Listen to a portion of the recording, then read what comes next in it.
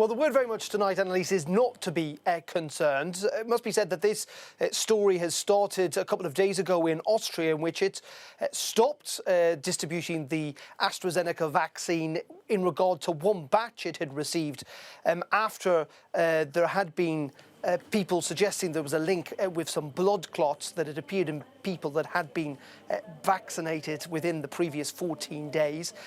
Then today, Denmark, along with Norway, announced it was going to stop altogether administering the AstraZeneca vaccine, again because of concerns about people who had blood clots after they received the vaccine. Indeed, that one person had died. However, it must be stated that the authorities involved in this, including the Danish and Norwegians, are saying that at this stage this is merely a precaution. They're saying there is no direct link at the moment between the vaccine and these blood clots.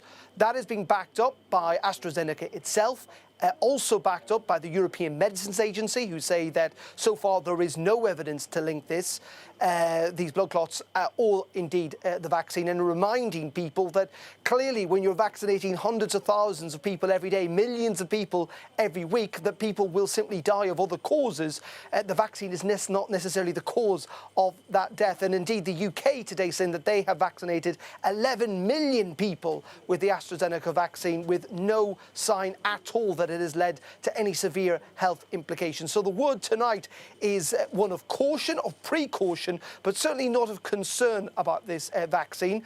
But yes, I mean, in the large scheme of things, it is true to point out that AstraZeneca's reputation in Europe has somewhat been battered for a whole load of reasons, not least of all the lack of supplies of the vaccine.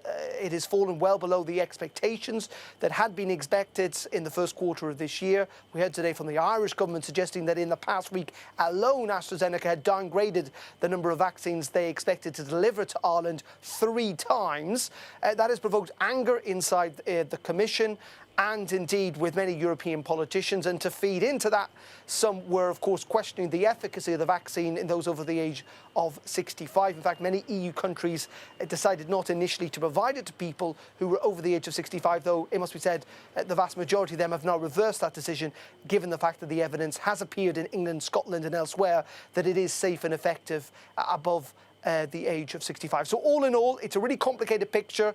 Yes, AstraZeneca's reputation has somewhat been damaged, but the key message I think that the agencies, both national and European, want to get across tonight, along with the pharmaceutical company, is to date, people should not worry about this vaccine. There is no evidence that the action that's been taken by Austria, Luxembourg, Denmark and Norway is merely a precaution.